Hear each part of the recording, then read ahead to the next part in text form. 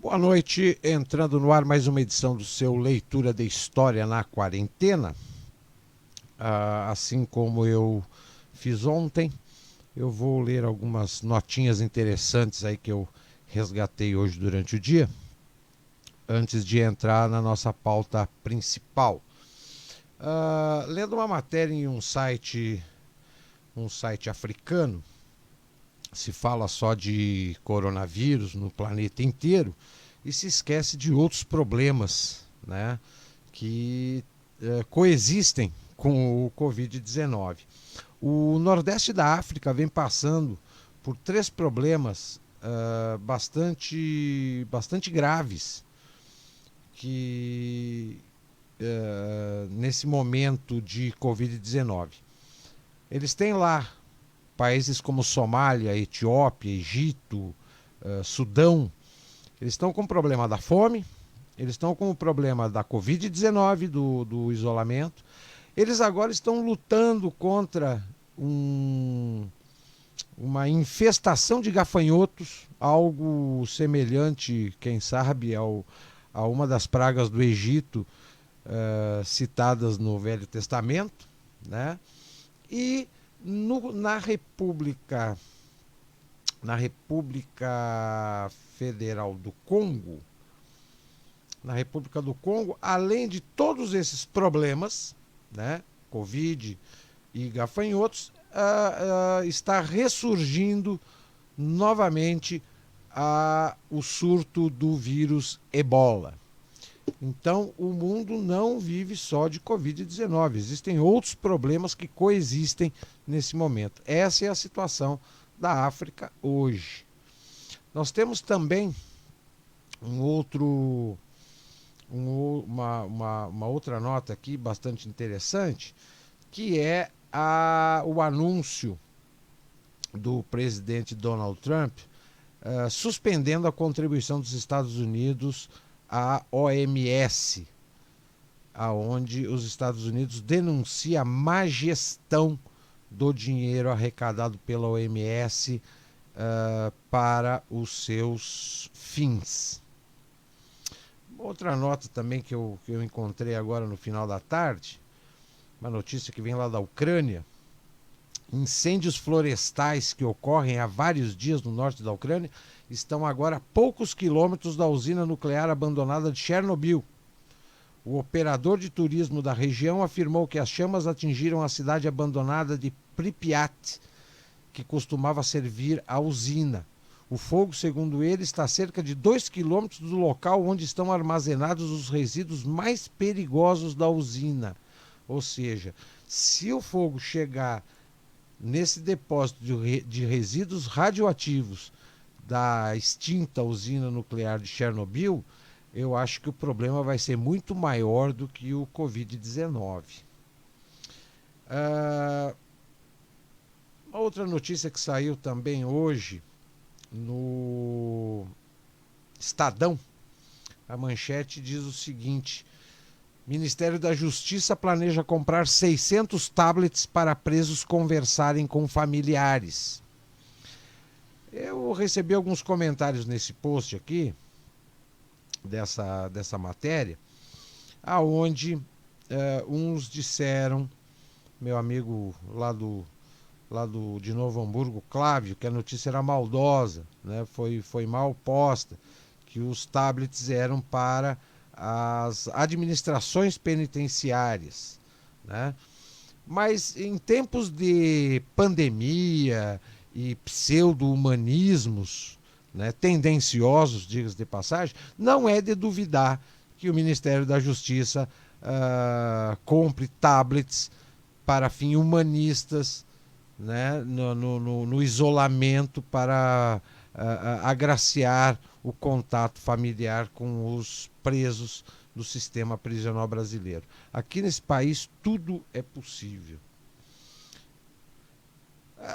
Uma outra matéria muito interessante que eu vi hoje vem da cidade de Pittsburgh, nos Estados Unidos. Uma velhinha, uma idosa, muito simpática pela foto, diga-se de passagem. Ela, no isolamento, ela foi para sua janela com um cartazinho na mão, né? Escrita a seguinte frase: eu preciso de mais cerveja, né? E a foto da velhinha com o cartazinho na janela pedindo mais cerveja viralizou nas redes sociais e num canal de TV, o KDKA, né? E ela também, além do cartazinho pedindo mais cerveja, ela estava com uma latinha da marca Coors Light. E a foto viralizou nas redes sociais e a cervejaria mandou para ela 150 latinhas de cerveja de presente, né? E aí ela postou uma nova foto ao lado dos fardos de cerveja, né? Com a seguinte frase: consegui mais cerveja. Muito interessante. Uma velhinha de 93 anos, muito simpática, muito sorridente, que está passando muito bem, diga-se de passagem, pelo isolamento da Covid-19. Uma outra informação aqui que eu colhi hoje. Deixa eu ver se eu acho aqui. Onde é que está?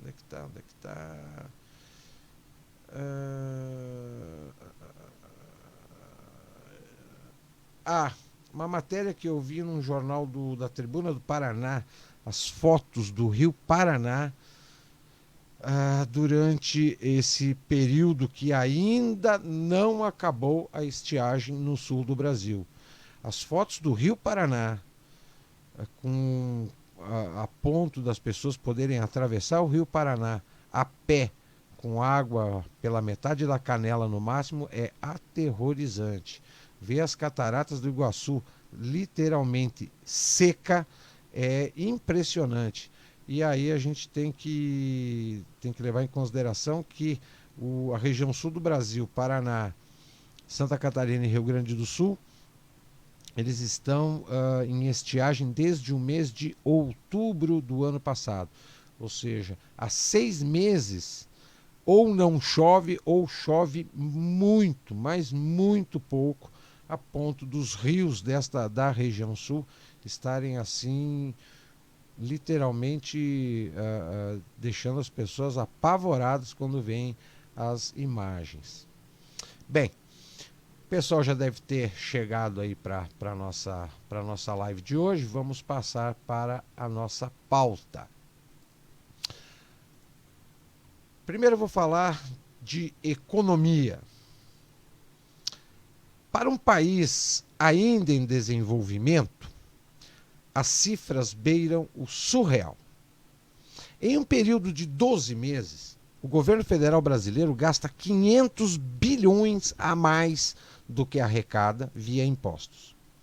Ou seja, em 12 meses, o governo federal se endivida em um montante de 500 bilhões ao ano. São 500 bilhões que ele pega emprestado do setor privado a cada 12 meses. Logo, são 500 bilhões que deixam de financiar investimentos produtivos apenas para fechar as contas do governo.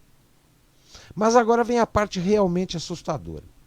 Pega esses 500 bilhões que o governo federal absorve via empréstimos em 12 meses e some aos 2,3 trilhões que as 3 esferas de governo arrecadaram em 2018 via impostos.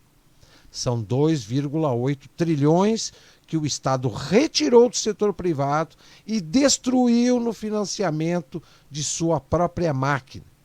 Isso equivale a nada menos que 41% do PIB nacional. E aí você começará a entender por que será difícil para um país ainda em desenvolvimento enriquecer e prosperar sobre esse atual arranjo. Não há mágica capaz de subverter essa trágica realidade. E agora, graças ao Congresso, aquilo que já estava péssimo se tornou latrinário. Onde o governo deve cortar? Em qual lugar ele deve cortar? Em qualquer lugar e todo lugar. Afinal, se ele pega 500 bilhões emprestado, para fechar só as suas contas, é sinal que ele tem que começar a cortar na própria carne. Senão a conta sempre acaba no colo do contribuinte. Mas aonde o governo pode cortar?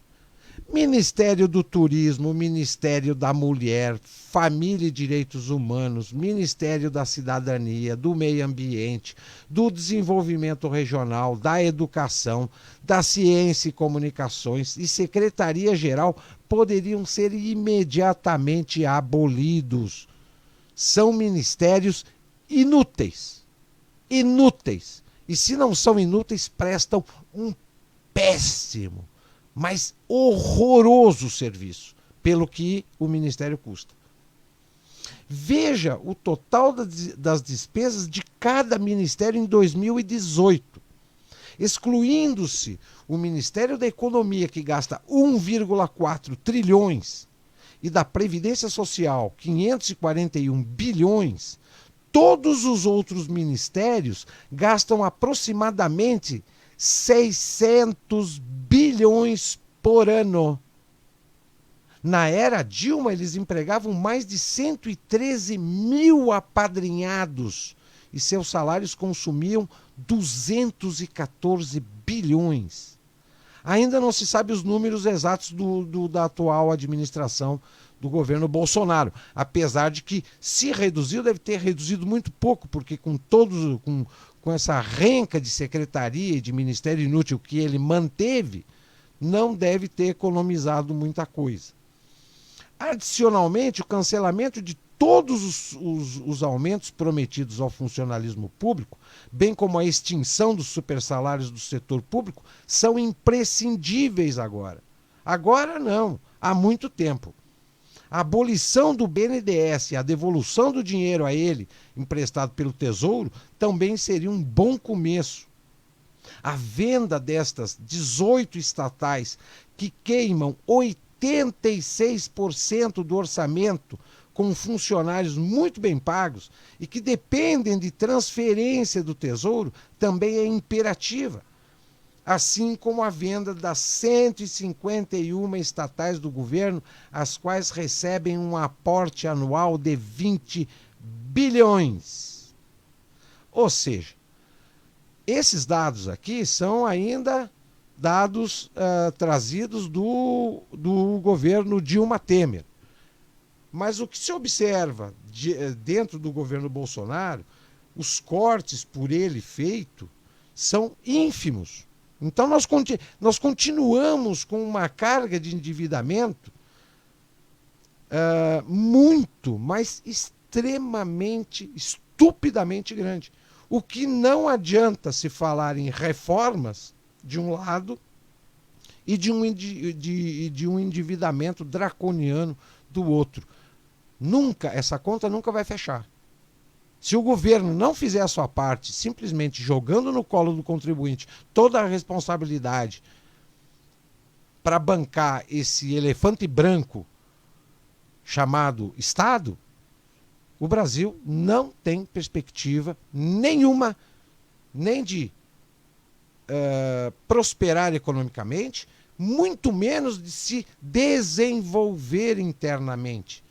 Quando eu falo em desenvolvimento, não é só a questão do desenvolvimento industrial, mas do desenvolvimento em todos os setores, inclusive de infraestrutura. Então, a coisa não está assim tão sob controle como muitos afirmam estar. E com esse momento de paralisação total da economia, a gente já pode aguardar aí um período aí de uma briga muito dura para se retomar a rotina e voltar a buscar a prosperidade econômica e a estabilização econômica do país. Mas saindo das questões econômicas brasileiras, a primeira pauta que eu trouxe hoje é o pensamento econômico na história. A odisseia intelectual que gerou as bases para a civilização ocidental começou na Grécia.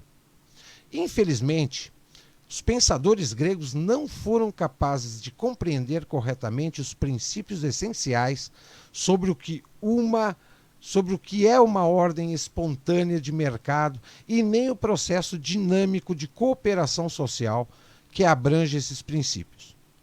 Ao passo que devemos reconhecer as importantes contribuições gregas para as áreas da epistemologia, da lógica, da ética e até mesmo da concepção do direito natural.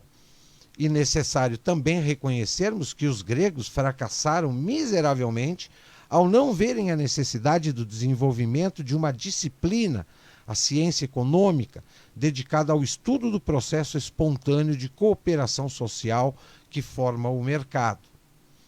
O que é ainda pior é que quando os primeiros intelectuais surgiram também a simbiose e a cumplicidade entre pensadores e governantes.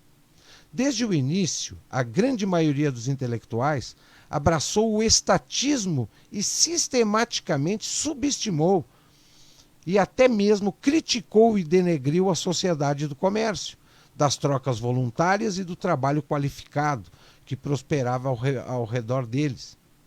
Sei que pode ser muito exagerado querer que desde o nascimento do conhecimento filosófico e científico, os gregos compreendessem o básico da economia política, uma disciplina que ainda está entre as mais novas dentre todas as ciências e que busca estudar uma realidade tão abstrata e difícil de entender quanto a ordem espontânea do mercado. No entanto, é válido observar que os filósofos gregos, como os intelectuais de hoje, não puderam evitar a vaidade pseudocientífica de se acreditarem plenamente qualificados para impor seus pontos de vista sobre seus conterrâneos por meio da sistemática coerção governamental. A história se repete continuamente e até hoje não houve grandes progressos nesse quesito. Existe um paralelo, não somente no que diz respeito às simpatias estatistas dos pensadores, mas também no que diz respeito à rivalidade entre duas noções radicalmente opostas sobre governo e liberdade individual. Com efeito, ao longo de grande parte do século XX, o mundo e as sociedades em geral estavam divididos. De um lado, havia a visão liberal clássica, defensora do governo limitado, do respeito à sociedade civil, da liberdade individual e da responsabilidade, visão esta representada, ao menos em termos relativos, pela sociedade americana. E, de outro lado, havia o socialismo vigente, baseado na crença de que o Estado deveria impor as mais variadas utopias sobre a sociedade por meio da força, visão esta representada durante grande parte do século XX pela antiga União Soviética. Na Grécia Antiga, podemos também identificar dois polos igualmente opostos. Havia relativamente mais liberal e democrática cidade de Atenas, a qual foi capaz de acomodar um próspero conjunto de empreendimentos e trabalhos qualificados dentro de uma ordem espontânea de cooperação social, baseada no respeito pelas leis e na igualdade perante elas. Em contraste, havia a cidade de Esparta, a qual era profundamente militarista e na qual a liberdade individual praticamente não existia, devido à crença de que todos os recursos deveriam estar subordinados ao Estado. É incrível que os mais eminentes e distintos pensadores e filósofos atenienses tenham impiedosamente atacado e depreciado a ordem comercial que os rodeava e os sustentava ao mesmo tempo em que não se furtavam a enaltecer o totalitarismo estatista que Esparta representava. É como se os intelectuais daquela época, assim como os de hoje, não suportassem o fato de que, embora considerados sábios, fossem incapazes de colher em termos econômicos os frutos daquilo que consideravam ser sua própria importância. Igualmente, eles foram incapazes de resistir à tentação de impor suas próprias ideias acerca do bem e do mal sobre seus conterrâneos. E eles continuamente almejavam fazer isso por meio do poder coercitivo do Estado.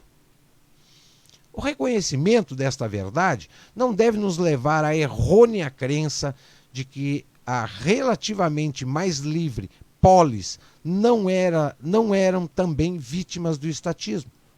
Por exemplo, vários políticos não hesitavam em corroborar as políticas imperialistas atenienses e até mesmo, como fez Péricles no século V a.C., em se apropriar indevidamente de fundos públicos para empreender obras colossais.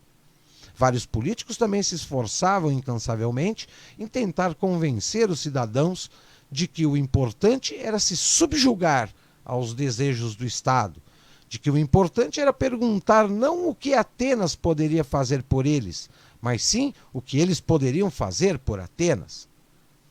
No que mais, as polis relativamente mais livres ainda estavam sujeitas a um ciclo político que, por mais estranho e paradoxal que pareça, continua a afetar as sociedades atuais. Com efeito, períodos de grandes liberdades civis, baseados no cumprimento de leis substanciais, eram invariavelmente seguidos por crises. As cidades quedavam vítimas da demagogia e das inquietações incitadas por pequenos grupos que tinham a intenção de explorar determinados grupos sociais em favor de outros supostamente maiores e menos privilegiados. Consideráveis tensões sociais, econômicas e políticas eram o resultado e, no final, levavam a severos conflitos e distúrbios civis, os quais, por sua vez, eram utilizados para justificar novos aumentos no poder do Estado, personificado em cada circunstância histórica por inescrupulosos líderes populistas que inevitavelmente insistiam em serem chamados de salvadores da pátria. Por incrível que pareça, essa silhueta da Grécia Antiga perdura até os dias atuais. É muito difícil saber os pensamentos exatos dos primeiros filósofos gregos, pois os documentos remanescentes são poucos e muito fragmentados. Não obstante, há evidências de alguns primórdios muito animadores, os quais, caso tivessem sido continuados, poderiam abrir caminho para uma incipiente formulação da teoria da ordem espontânea do mercado. Por exemplo, ainda no século VIII a.C., Hesíodo indicava em seus poemas que a escassez está sempre presente nas ações humanas, sendo ela o motivo por que devemos alocar de maneira eficiente os recursos disponíveis. Adicionalmente, ele menciona o tipo de concorrência que a emulação desencadeia, a qual ele chama de bom conflito, considerando-a como uma vital força empreendedorial que frequentemente permite a superação dos grandes problemas trazidos pela escassez. No que mais, Hesíodo afirmava que a concorrência só era possível onde houvesse respeito pela justiça e pelas leis, o que estimula a ordem e a harmonia da sociedade. Nesse sentido, Hesíodo e até certo ponto Demócrito estava muito mais próximo da correta noção da ordem espontânea do mercado do que Sócrates, Platão e até mesmo do que o próprio Aristóteles mais tarde alcançaria.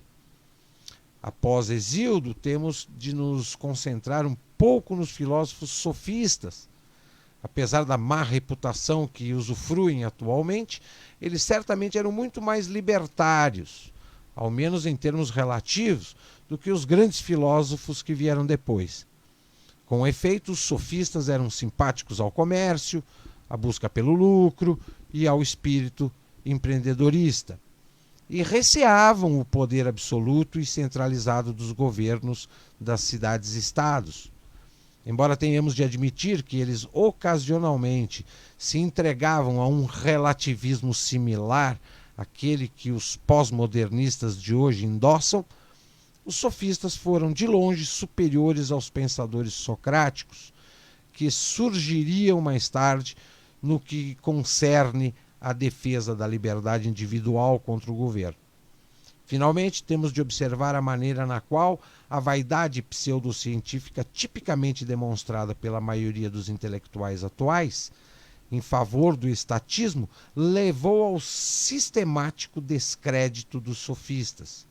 Sempre considerados politicamente incorretos, eles são rotulados como pensadores ilógicos e desonestos.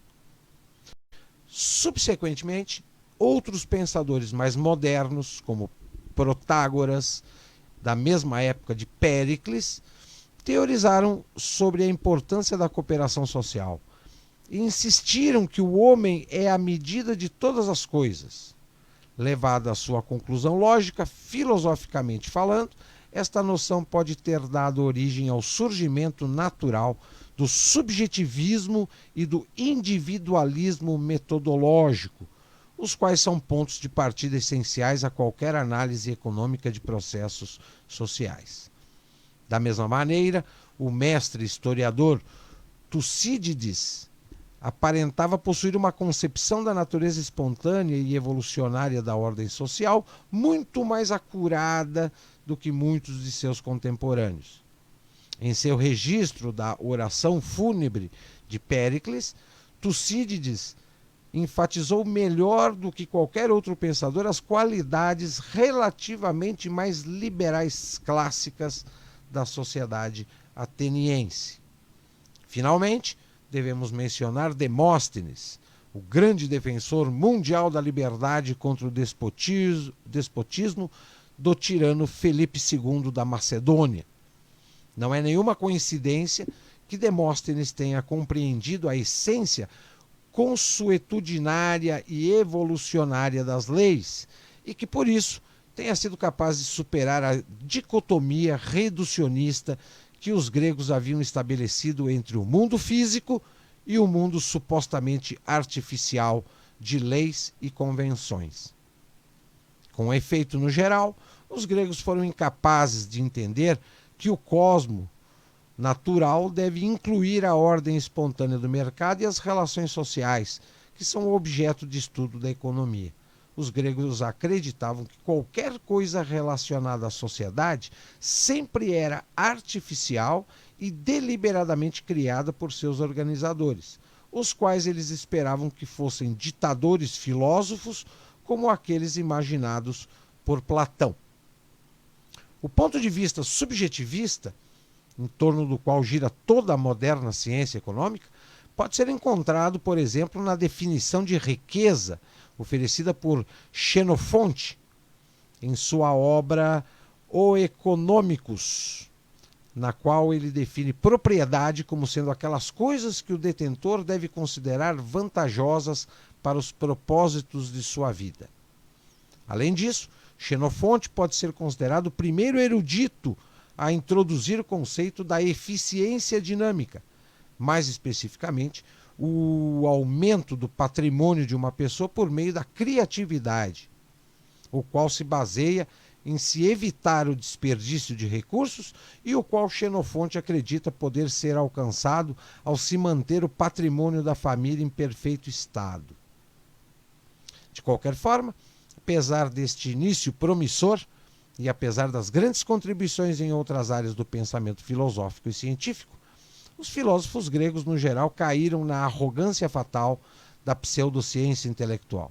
Assim, eles se mostraram completamente alheios quando se tratava de reconhecer o mercado e a ordem social evolucionária.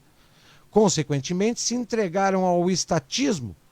Tornou-se politicamente correto desdenhar a atividade comercial e mercantil de seus contemporâneos e criticar impiedosamente os pensadores relativamente mais liberais clássicos, fossem eles sofistas ou não. Da perspectiva do tema, a principal característica compartilhada por Sócrates, Platão e Aristóteles, os três maiores filósofos gregos, era a sua incapacidade de compreender a natureza do próspero e vigoroso processo mercantil e comercial que estava ocorrendo entre as diferentes cidades. Quando falavam sobre a economia, esses filósofos se baseavam em seus instintos e não na observação e na razão. Eles encarneciam o trabalho dos artífices e comerciantes e menosprezavam a importância de seus disciplinados esforços diários. Por conseguinte, foi por meio destes filósofos que a tradicional oposição dos intelectuais a qualquer coisa que envolva comércio, indústria e lucro começou. Esta mentalidade anticapitalista viria a se tornar um tema constante entre os pensadores iluminados ao longo da história intelectual da humanidade, desde aquela época até hoje. O filósofo Sócrates serve de ilustração paradigmática desta oposição intelectual a qualquer coisa que envolva o lucro, a indústria ou o mercado. Vale observar o tom arrogante e a falsa modéstia demonstrado por Sócrates em seu discurso de defesa perante o júri que o condenava, um discurso registrado por Platão. Não há nenhuma dúvida de que Sócrates exerceu uma influência negativa sobre a juventude da cidade de Atenas, quem ele atraiu ao ridicularizar o trabalho de toda uma vida de seus pais, que abnegadamente dedicaram seus esforços diários e honestos às áreas do comércio, do artesanato e do mercado em geral. Sócrates acreditava que o objetivo ideal da vida estava na busca pela virtude, entendida como um desdém pela riqueza material e especificamente pelo lucro. Sócrates aproveitava todas as oportunidades para ostentar a sua pobreza e idealizar as supostas virtudes do Estado totalitário de Esparta, o qual, àquela época, representava ideais opostos àqueles de Atenas. Com efeito, em seu discurso de defesa, ele ultrajou o júri ao proclamar que seus serviços prestados ao Estado de Atenas eram tantos que, em vez de ser julgado, ele deveria receber uma pensão vitalícia paga por todos os cidadãos da cidade, na forma de alimentos financiados pela cidade e pela duração de toda a sua vida. O que é ainda pior é que a estatolatria de Sócrates era tão obsessiva que o levou a confundir as leis oficiais instituídas pela cidade e Estado com as leis naturais. Ele acreditava que as pessoas deveriam obedecer a todas as leis oficiais estatuídas pelo governo, mesmo que elas fossem contra. E foi assim que ele criou as fundações filosóficas para o positivismo jurídico. Todos os tipos de tirania surgidas na história, após Sócrates, se basearam no positivismo jurídico. Em suma, do ponto de vista da teoria científica dos processos de mercado, a influência de Sócrates foi definitivamente desastrosa. Foi ele quem iniciou e promoveu a tradição anticapitalista dos intelectuais. Ele demonstrou ter uma total falta de compreensão a respeito do assunto. Finalmente, vale mencionar a mais do que egocêntrica autoimolação deste filósofo. Ele próprio reconheceu que, dadas a sua idade e suas doenças, ele pouco poderia ter feito nos poucos anos que lhe restariam caso tivesse aceitado o exílio que seus juízes e carrascos lhe haviam oferecido de bandeja. Assim, ele decidiu entrar para os anais da história, fazendo-se de vítima de um sistema supostamente opressivo, sendo que sua morte foi, na realidade, um suicídio oportuno e interesseiro concebido por uma mente privilegiada e arrogante. Com efeito, ele também procurou utilizar sua morte para dar legitimidade à veneração de um estatismo opressivo e, ao mesmo tempo, levar má reputação ao individualismo liberal clássico. Pois bem, senhores, essa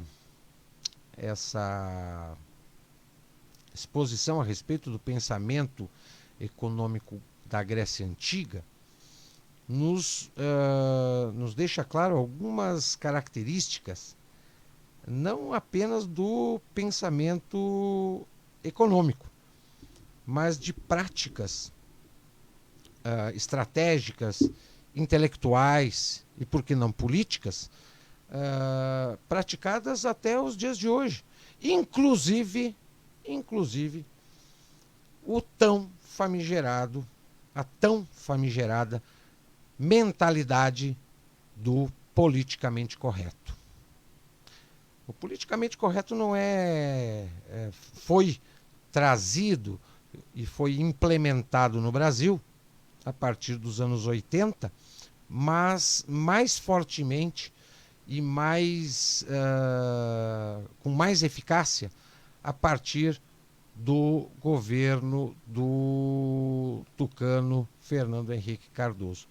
Mas as pessoas muito me perguntam o que é o politicamente correto, afinal.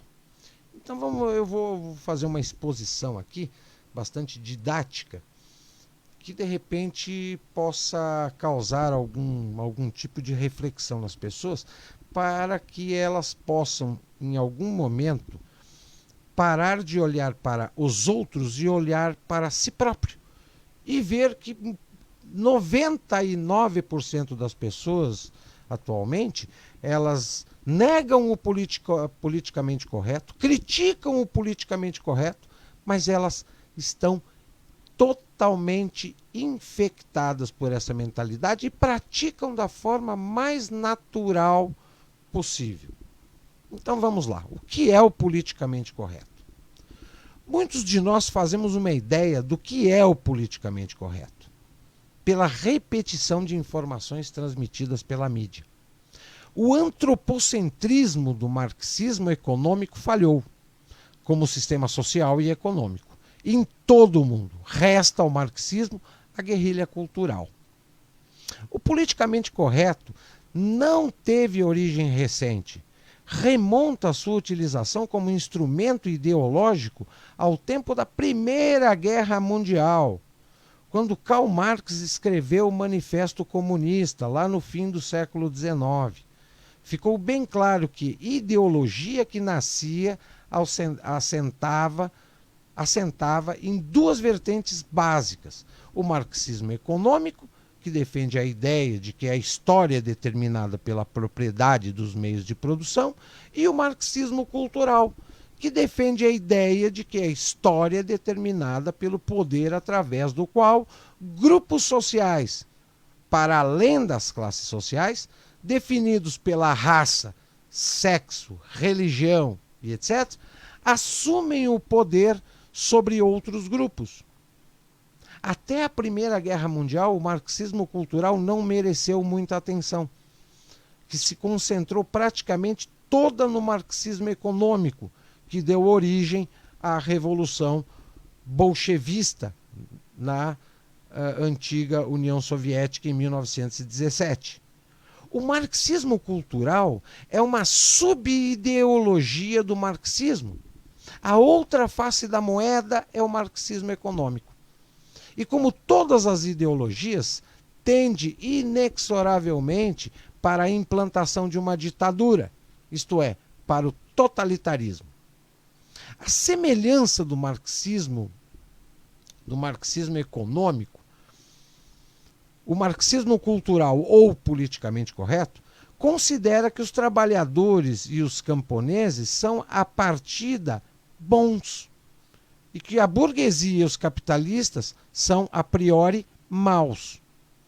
Dentro das classes sociais assim definidas, os marxistas culturais entendem que existem grupos sociais bons, como as mulheres feministas, porque as mulheres não feministas são más ou ignorantes, os negros e os homossexuais, para além dos muçulmanos, dos animistas, dos índios, dos primatas superiores e etc. Esses grupos sociais, que incluem os primatas superiores, chimpanzés, gorilas, etc., são classificados pelos marxistas culturais como sendo vítimas e, por isso, são considerados como bons, independentemente do que os seus membros façam ou deixem de fazer. Um crime de sangue perpetrado por um homossexual é visto como uma atitude de revolta contra a sociedade opressora. O mesmo crime perpetrado por um heterossexual de raça branca é classificado como um ato hediondo de um opressor. Segundo o marxismo cultural, o macho branco é o equivalente ideológico da burguesia no marxismo econômico. Enquanto que o marxismo econômico baseia sua ação no ato de expropriação, retirada de direitos à propriedade, o marxismo cultural, ou o politicamente correto, expropria direitos de cidadania, isto é, retira direitos básicos a uns cidadãos para alegadamente dar direitos acrescidos e extraordinários a outros cidadãos, baseados na cor da pele, sexo ou aquilo a que chamam de orientação sexual. Nesta linha está a concessão de cotas de admissão, seja para o parlamento, seja no acesso à universidade ou outro tipo de instituições, independentemente de critérios de competência e de capacidade. Enquanto que o método de análise utilizado pelo marxismo econômico é baseado no Capital de Karl Marx, economia coletivista, o marxismo cultural utiliza o desconstrucionismo filosófico e epistemológico, explanado por ideólogos marxistas como Jacques Derrida, que seguiu Martin Heidegger, que bebeu muita coisa em Friedrich Nietzsche. O desconstrucionismo, em termos que toda a gente entenda, é um método através do qual se retira o significado de um texto para se colocar a seguir o sentido que se pretende dar para este texto. Esse método é aplicado não só em textos, mas também na retórica política e ideológica em geral. A desconstrução de um texto ou de uma realidade histórica permite que se elimine o seu significado, substituindo-o por aquilo que se pretende. Por exemplo, a análise desconstrucionista da Bíblia pode levar um marxista cultural a inferir que se trata de um livro dedicado à superioridade de uma raça e de um sexo sobre o outro sexo. Ou a análise desconstrucionista das obras de Shakespeare, por parte de um marxista cultural, pode concluir que se tratam de obras misóginas que defendem a supressão da mulher. Ou a análise politicamente correta dos Lusíadas, de Luís Vaz de Camões, levaria à conclusão de que se trata de uma obra colonialista, supremacista, machista e imperialista. Para o marxismo cultural, a análise histórica resume-se tão só à análise da relação de poder entre grupos sociais. O desconstrucionismo é a chave do politicamente correto, porque é através dele que surge o relativismo moral, como teoria filosófica, que defende a supressão da hierarquia de valores, constituindo-se assim a antítese da ética civilizacional europeia. Com a Revolução Marxista Russa, as expectativas dos marxistas europeus atingiram um ponto alto. Esperava-se o mesmo tipo de revolução nos restantes países da Europa. À medida de que o tempo passava, os teóricos marxistas verificaram que a expansão marxista não estava a ocorrer. Foi então que os dois ideólogos marxistas se dedicaram ao estudo do fenômeno da falha da expansão do socialismo marxista. Quem eram esses dois teóricos marxistas? Antônio Gramsci na Itália e George Lukács na Hungria. Gramsci concluiu que os trabalhadores europeus nunca seriam servidos nos seus interesses de classe se não se libertassem da cultura europeia e particularmente da religião cristã. Para Gramsci, a razão do falhanço da expansão comunista marxista estava na cultura e na religião. O mesmo concluiu Lukács. Em 1923, por iniciativa de um filho de um homem de negócios riquíssimo de nacionalidade alemã, Felix Weil, que disponibilizou rios de dinheiro para o efeito, criou-se um grupo permanente, um think tank, de estudos marxistas na Universidade de Frankfurt. Foi aqui que se oficializou o nascimento do politicamente correto ou do marxismo cultural contemporâneo, conhecido como Instituto de Pesquisas Sociais ou simplesmente Escola de Frankfurt. Um núcleo de marxistas renegados e desalinhados com o marxismo-leninismo. Em 1930, passou a dirigir a Escola de Frankfurt um tal de Max Horkheimer, outro marxista ideologicamente desalinhado com Moscou e com o Partido Comunista Alemão. Horkheimer teve a ideia de se aproveitar das ideias de Freud, introduzindo-as na agenda ideológica da Escola de Frankfurt.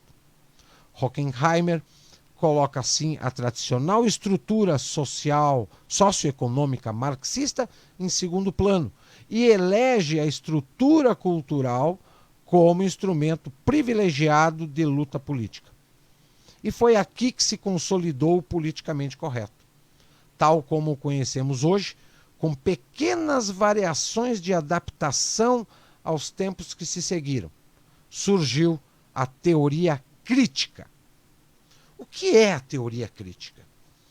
As associações financiadas pelo nosso Estado e com o nosso dinheiro, em apoio ao ativismo gay, em apoio a organizações feministas camufladas de proteção à mulher e por aí afora, tudo isso faz parte da teoria crítica do marxismo cultural surgido na Escola de Frankfurt, do tempo de Max Horkheimer. A teoria crítica faz o sincretismo entre Karl Marx e Freud. Tenta a síntese entre os dois. Abre aspas. A repressão de uma sociedade capitalista cria uma condição freudiana generalizada de repressão individual e coisas do gênero. No fundo, o que faz a teoria crítica? Critica. Só. Faz críticas. Critica a cultura europeia, critica a religião, critica o homem, critica tudo. Só não fazem autocrítica. Nem convém. Não se tratam de críticas construtivas. Destroem tudo. Criticam de forma a demolir tudo e todos, com fundamento ou sem fundamento. A questão é criticar. Por essa altura, aderiram ao bando de Frankfurt dois senhores, Theodor Adorno e Herbert Marcuse. Este último emigrou para os Estados Unidos com o advento da Segunda Guerra Mundial. Foi Marcuse que introduziu o politicamente correto ou o marxismo cultural nos Estados Unidos. A sexualidade, foi Marcuse que criou a frase mais amor e menos guerra. O movimento hippie dos anos 60 foi baseado nessa citação do Herbert Marcuse. O amor livre, o paz e amor, foi uma citação, uma ideia do Marcuse. Marcuse defendeu o futuro da humanidade como sendo uma sociedade de perversidade polimórfica, na linha das profecias de Nietzsche. Sendo que a base da teoria do Marcuse, nessa perversidade polimórfica, estava a sexualidade, o amor livre, a libertação. Marcuse defendeu também, já nos anos 30 do século passado, que a masculinidade e a feminilidade não eram diferenças sexuais essenciais, mas derivados de diferentes funções e papéis sociais. Segundo Marcuse, não existem diferenças sexuais, senão como diferenças construídas. Marcuse criou o conceito de tolerância repressiva. Tudo que viesse da direita tinha que ser intolerado e reprimido pela violência. E tudo que viesse da esquerda tinha que ser tolerado e apoiado pelo Estado.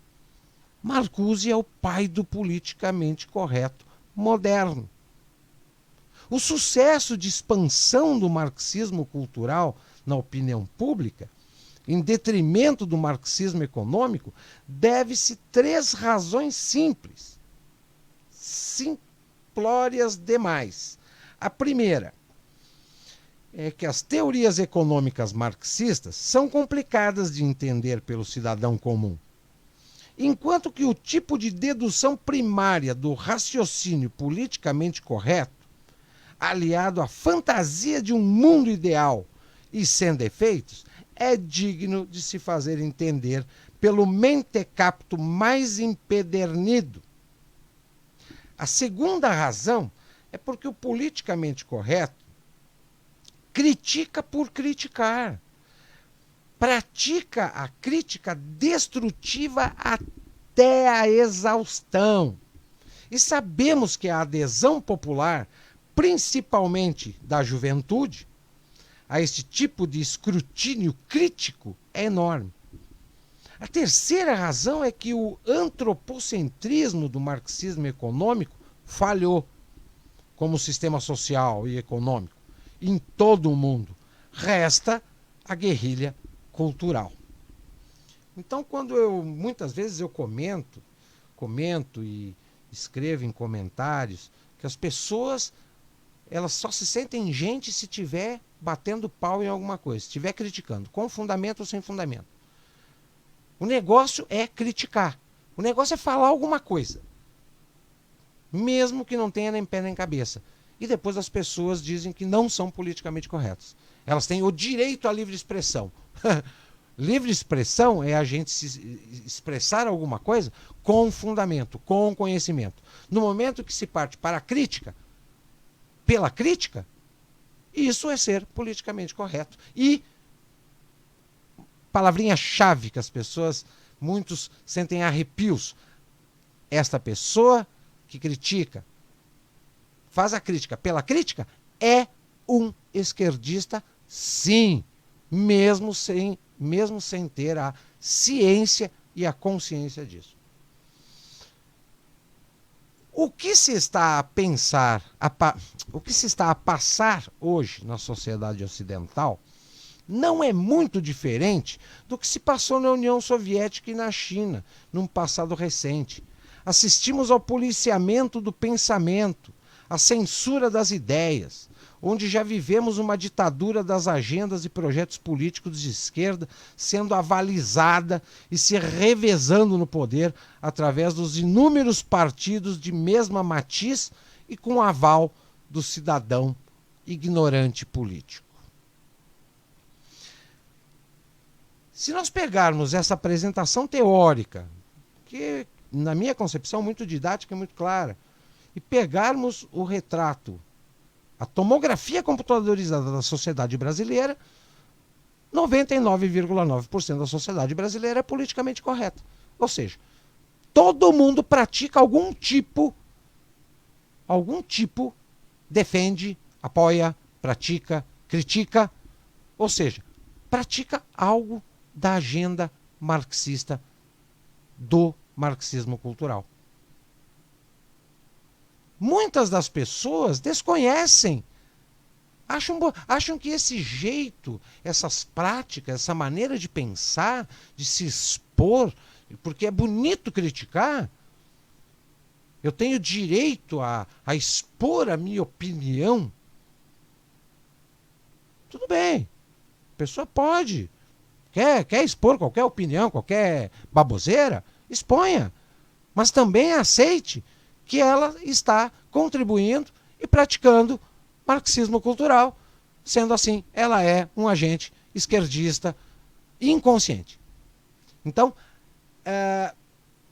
falar de economia e falar de cultura e de politicamente correto, os dois andam assim de mãos dadas. Mas são dois temas densos, profundos, mas que eu creio que se cada um tirar 10 minutos, se olhar no espelho e analisar as suas atitudes, as suas práticas, a maneira como pensa, como age frente ao mundo e às pessoas, eu creio que ela vai achar muito de marxismo cultural embrenhada na sua vida cotidiana. Só um outro detalhezinho. Por que as pessoas estão tão distantes umas das outras? Por causa da tecnologia? Até pode. A tecnologia hoje ela facilita o contato com as pessoas, mas também, até certo ponto, ela definha o diálogo, né?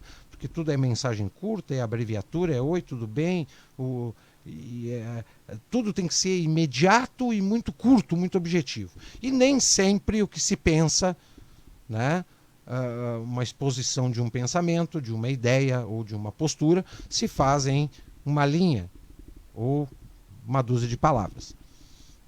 Então as pessoas se acostumaram demais com esse jeito objetivo e rápido de se falar, que acaba não havendo diálogo, não havendo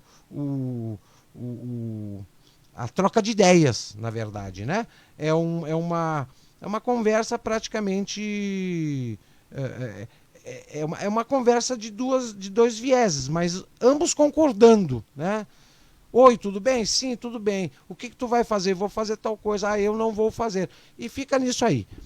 Agora, parem e reflitam que 90% das vezes, quando se para com uma pessoa para se manter um diálogo, para se desenvolver um assunto, independente da área que for,